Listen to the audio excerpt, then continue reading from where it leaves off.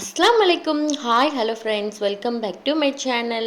இன்றைக்கி நம்ம ஒரு ஸ்வீட் ரெசிபி பார்க்க போகிறோம். இது ரொம்ப டேஸ்ட்டாகவும் வித்தியாசமாகவும் இருக்கும். கண்டிப்பாக ட்ரை பண்ணுங்கள். இது செய்கிறதுக்கு நான் ஒரு 3/4 கப் அளவு ஜீனி எடுத்துக்கிறேன். அதை ஒரு கடாயில் போட்டுக்கலாம். தண்ணி கொஞ்சம் நிறையாவே சேர்த்துக்கலாம். நம்ம இது கம்பி பதம் வர வரைக்கும் வைக்க போகிறது கிடையாது. இது கொஞ்சம் கரையிற அளவுக்கு தான் நம்ம வைக்க போகிறோம். அடுத்து 4 ஏலக்காவை தட்டி இதில் சேர்த்துக்கலாம். நல்ல ஃப்ளேவராக இருக்கும். எப்பயுமே ஸ்வீட் செய்கிறப்ப ஸ்வீட்டோட டேஸ்ட்டை என்ஹான்ஸ் பண்ண ஒரு பிஞ்ச் அளவு உப்பு சேர்த்துக்கலாம். ஜீனி நல்லா கரைஞ்சி வந்துருச்சு. இதுக்கப்புறம் ஸ்டவ் ஆஃப் பண்ணிடலாம். அடுத்து நம்ம ஜீனி தண்ணியை நல்லா ஆற வச்சுக்கலாம். நீங்கள் ஜீனிக்கு பதிலாக நாட்டு சர்க்கரை, வெல்லம் கூட சேர்த்துக்கலாம். அடுத்து ஒரு மிக்சிங் பவுலில் அரிசி மாவு 1 கப் அளவு சேர்த்துக்கிறேன். அடுத்து நம்ம ஆற வச்சிருந்த ஜீனி தண்ணியை இதில் சேர்த்துக்கலாம். சேர்த்து விட்டு எந்த கட்டியும் இல்லாமல் நல்லா கலந்து விட்டுறலாம். இது ஸ்வீட்டுக்கான மாவு பதம் தோசை மாவோட லைட்டாக தண்ணியாக இருக்கணும். அப்போ தான் கரெக்டாக வரும். நம்ம கரைச்சி வச்சுருந்த மாவை 2ஆக பிரிச்சுக்கலாம். இதில் நம்ம கலர் சேர்க்க போகிறோம். நான் இதில் க்ரீன் கலரில் ஃபுட் கலர் சேர்த்துக்கிறேன். உங்களுக்கு எந்த கலர் சேர்க்க விருப்பமோ நீங்கள் அந்த கலர் கூட சேர்த்துக்கலாம். இன்னொன்றில் கலர் சேர்க்காம ஒயிட் கலராக விட போகிறேன்.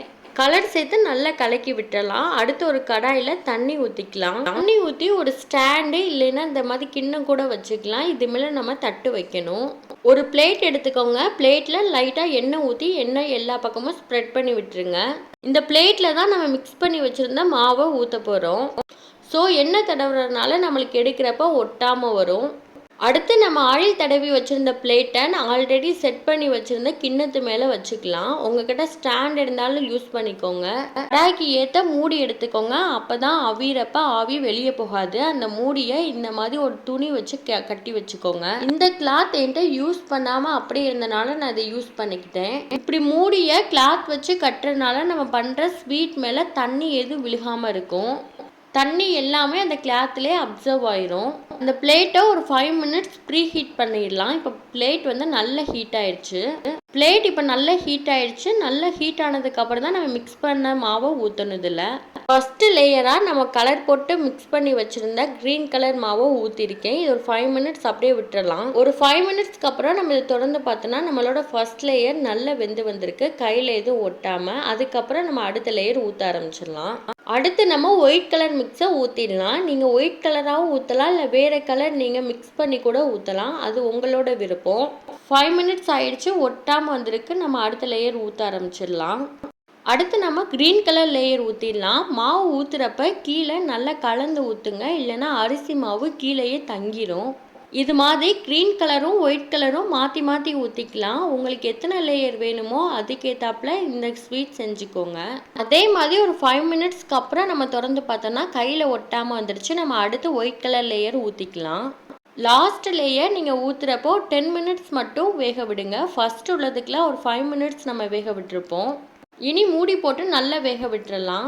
இப்போ 10 மினிட்ஸ் ஆயிடுச்சு. நல்லா வெந்து வந்துருச்சு. இதுக்கப்புறம் நம்ம ஸ்டவ் ஆஃப் பண்ணிடலாம். நல்லா கூலாக விட்டுறலாம். அதுக்கப்புறம் நம்ம இதை கட் பண்ணி பீஸ் போட்டுடலாம். நல்ல சூடு ஆடினதுக்கப்புறம் நம்ம இதை பீஸ் போட்டுடலாம். உங்களுக்கு எந்த ஷேப்பில் வேணுமோ நீங்கள் அதுக்கேற்றாப்புல நீங்கள் கட் பண்ணிக்கோங்க. குழந்தைங்களுக்கு நீங்கள் கொடுக்குறப்ப இன்னும் கொஞ்சம் இன்ட்ரெஸ்டிங்காக அதை மாற்றணும் அப்படின்னா ஜீனி எடுத்துக்கோங்க. அதில் நம்ம கட் பண்ண பீஸ் எடுத்து லைட்டாக கோட் பண்ணிவிட்டு கொடுங்க. அது இன்னும் பார்க்குறதுக்கு அட்ராக்டிவாக இருக்கும். நீங்கள் இந்த மெத்தடில் செய்ய போகிறீங்க அப்படின்னா ஃபஸ்ட்டு நீங்கள் ஜீனி பாகு ஊற்றுறப்ப அளவு கம்மியாக ஊற்றிக்கோங்க. அப்போ தான் திகட்டாமல் இருக்கும். பார்க்குறதுக்கே ரொம்ப அழகாக இருக்குது. இந்த மாதிரியும் ட்ரை பண்ணுங்கள். இல்லைன்னா இந்த மாதிரி கட் பண்ணிவிட்டு அது மேலே நட்ஸ் போட்டுருங்க. அதுவும் பார்க்குறதுக்கு அழகாக இருக்கும். ஈவினிங் டைமில் இந்த மாதிரி கலர்ஃபுல்லாக குழந்தைங்களுக்கு செஞ்சு கொடுக்குறப்ப ரொம்ப விரும்பி சாப்பிடுவாங்க. கண்டிப்பாக ட்ரை பண்ணி பாருங்கள். இன்றைக்கி நம்ம ஏலக்காய் பற்றி தான் டிப்ஸ் பார்க்க போகிறோம். நீங்கள் டெய்லி ஏலக்காய் சாப்பிட்றதுனால உங்களுக்கு ஹை ப்ரெஷர் இருந்துச்சுன்னா அதுலேருந்து உங்களை பாதுகாக்கும். அதோடு இல்லாமல் ரத்தத்தையும் சுத்தப்படுத்தும்.